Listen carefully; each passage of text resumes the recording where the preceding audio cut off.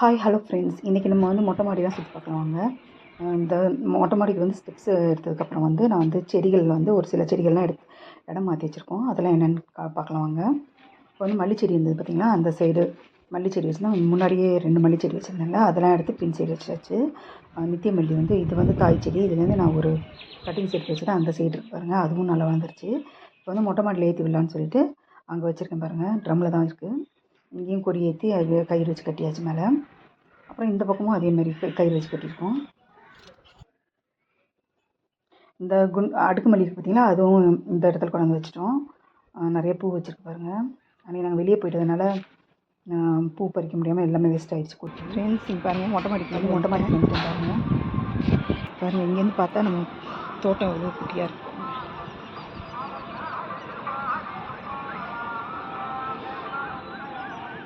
இந்த சைடெல்லாம் உரம்லாம் வச்சுருக்கோம், அதெல்லாம் தெரியலை சரியா.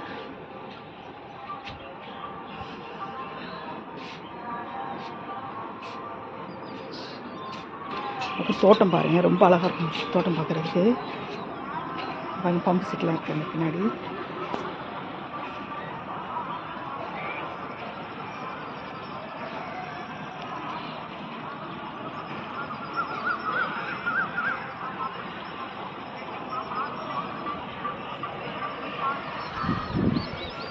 இங்கே பார்த்தீங்கன்னா நல்ல பெரிய பெரிய பாம்பு இருக்குங்க. இங்கே நான் கூட ஒரு தடவை ஷார்ட்ஸில் போட்டிருந்தேன். நல்ல பெரிய பாம்புங்க, நல்ல பாம்பு. ஜன்னல் பக்கமாக ஒரு மரம் இருக்கும், அந்த மரத்தில் ஏறி நின்றுட்டு இருந்துச்சு. பார்க்கவே அவ்வளோ பயமாக இருந்துச்சுங்க, செம்ம பயமாக இருந்துச்சு. எங்கள் ரூமு ஜன்னலில் வந்து ஒரு கொசு வலை போட்டிருக்காங்க, கொசு வராமல் இருக்கிறதுக்காக. பாம்புலாம் இருக்குன்னு ஃபஸ்ட்டே தெரியும், அதனால் எல்லாமே கொசு வலை போட்டு ஃபுல்லாக கவர் பண்ணிட்டோம்.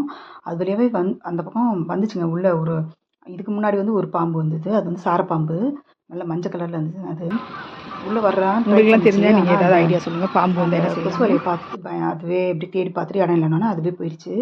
ஒன்றுமே நான் பண்ணல, அதுவே போயிடுச்சு. பாம்பு வந்து நீங்களாம் என்ன பண்ணுவீங்கன்னு உங்களுக்கு தெரிஞ்சால் சொல்லுங்கள். இங்கே மல்லிச்செடிலாம் வச்சுருக்கேன் பாருங்கள். மல்லிச்செடி மல்லிக்கொடிலாம் வந்து மேலே ஏற்றி விட்டுருக்கோம் பாருங்கள், கயிறு கட்டி. இந்த பக்கம் ஒன்று வச்சுருக்கோம், இந்த சைடு ஒன்று வச்சுருக்கோம். இதுலேருந்து நான் கட்டிங்ஸ் எடுத்து வச்சது தாங்க அது நல்லா வளர்ந்துருக்கு. இதுவும் நல்லா ஏறி வந்துட்டுருக்கு மேலே. இங்கே வந்து கல் கட்டி வச்சுருக்கேன் பாருங்கள், கயிறு கட்டி கல் கட்டி வச்சுருக்கேன் வெயிட்டுக்காக. இங்கே ஒரு சோளம் போட்டுறேன். இங்கே பாருங்கள், சோளத்தில் இப்போ தான் கதிர் முளைச்சி வருது. வீட்டில் இருந்த சோளம் எடுத்து நல்லா ஊற வச்சு போட்டிருக்கேன். இது வந்து இதுக்கு முன்னாடி போட்ட சோளங்க. இதில் பார்த்தீங்கன்னா சைடில் கதிர் வச்சுருக்கு. இங்கே பாருங்கள், நான் பார்க்கவே இல்லை, பிஞ்சு வச்சுருக்கு பாருங்கள். இதுக்கு வெயிலே உழுவுல. இந்த சைடு பார்த்திங்கன்னா மெக்சிகன் சன்ஃப்ளவர் வந்து நல்லா வளர்ந்துட்டே போகுதுங்க. இதுக்கு மட்டும் வெயிலே கொடுக்க மாட்டேங்குது. அதனால் வந்து குட்டியாகவே இருக்குது பாருங்கள், சின்னூண்டாகவே இருக்குது. இதுக்கு கதிர் கூட சரியாக வரல, லைட்டாக இப்போ தான் வர ஆரம்பிக்குது. இதிலலாம் வந்துருக்கு பாருங்கள், இதெல்லாம் கதிர் சின்னதாக இருக்கும்போது வந்துருச்சு. இப்போ பார்த்திங்கன்னா சைடில் வேறு இது வச்சுருக்கு பாருங்கள், காய் பிஞ்சு சோள கதிர் லைட்டாக வந்துருக்கு சின்னதாக. இப்போ தான் பார்க்குறேன் சைடில். இங்கே பார்த்தீங்கன்னா வெங்காயம் சின்ன வெங்காயம் நட்டு வச்சு பார்த்தீங்கன்னா அதெல்லாம் இப்போ முளைச்சி வந்துருக்கு பாருங்கள். நல்லா அழகாக எல்லாமே முளைச்சி வந்துருச்சு. நடுவில் வந்து இஞ்சி வச்சுருக்கேன், இஞ்சியுமே லைட்டாக துளுத்து வந்துட்டுருக்கு. இந்த மலைக்கு பார்த்தீங்கன்னா நிறைய சங்குப்பூ பூக்க ஆரம்பிச்சிருச்சுங்க. எல்லாமே இந்த சப்போட்டா பழம் மரம் மேலே தான் எல்லாமே படர்ந்துட்டுருக்கு. அதெல்லாம் பறிச்சு எடுத்துக்கிறேன். அது மேலேயே பார்த்தீங்கன்னா பாவக்காவும் பறந்துருக்கு. அப்புறம் கருவேப்பிலை கொஞ்சம் இருந்துச்சுங்க, அதையும் பறித்து எடுத்துக்கிட்டேன்.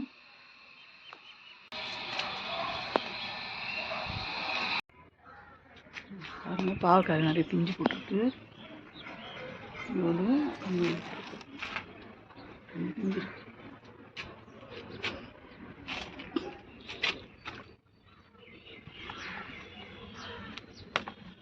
வெத்தலை பாருங்கள், எவ்வளோ பெரிய வெத்தலைன்னா 2 வெத்தலை இருக்குங்க.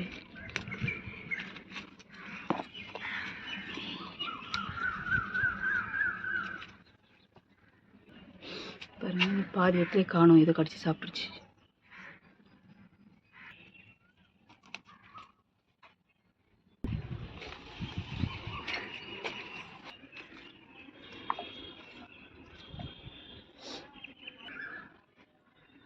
பாருங்கள், கற்பூரவள்ளி இந்த மல்லி செடியிலே தான் சேர்த்து வச்சுருக்கேன். அவ்வளோ கற்பூரவள்ளி பாருங்கள்.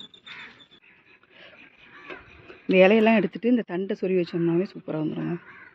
முதல்ல நம்மளுக்கு சளி பிடிக்கும்போது, நம்மளுக்கு கோல்டு ஸ்டார்ட் ஆகும்போது தொண்டெல்லாம் கரகரப்பாக இருக்கும் பாருங்கள். அந்த டைமில் வந்து இந்த ஒரு வெத்தலை எடுத்துகிட்டு, வெத்தலையோட ஒரு வெத்தலை, ஒரு கற்பூரவள்ளி, 2 மிளகு, கொஞ்சம் ரோஸ் குல்கண்டு, அது கொஞ்சம் ஒரு 1/2 ஸ்பூன் ரோஸ் குல்கண்டு வச்சு மடித்து சாப்பிட்டுட்டு வந்தீங்கன்னா அந்த தொண்டை கரகரப்பு அப்போவே சரியாயிடும். அதுக்கப்புறம் நம்மளுக்கு கோல்டு ஆகாது, ஜலதோஷம் பிடிக்காது. ட்ரை பண்ணி பாருங்கள்.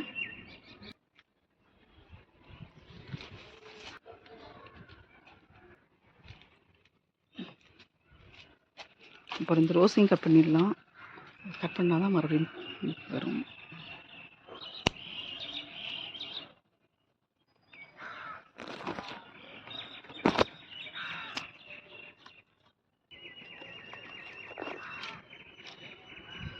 நல்லா ஸ்மெல் வருங்க இந்த ரோஸ் வந்து.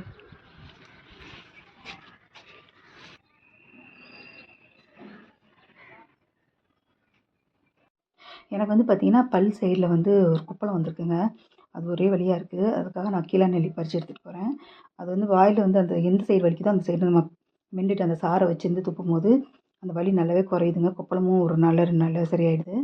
உங்களில் யாருக்காவது அப்படி இருந்துச்சுன்னா நீங்களும் ட்ரை பண்ணிவிட்டு எப்படி இருந்துச்சுன்னு சொல்லுங்கள். ஓகே ஃப்ரெண்ட்ஸ், இந்த வீடியோ பிடிச்சிருந்தா லைக் பண்ணி விடுங்க, ஷேர் பண்ணி விடுங்க. நம்ம சேனல் மறக்காமல் சப்ஸ்கிரைப் பண்ணி வச்சுக்கோங்க. தேங்க்யூ ஸோ மச் ஃபார் வாட்சிங்.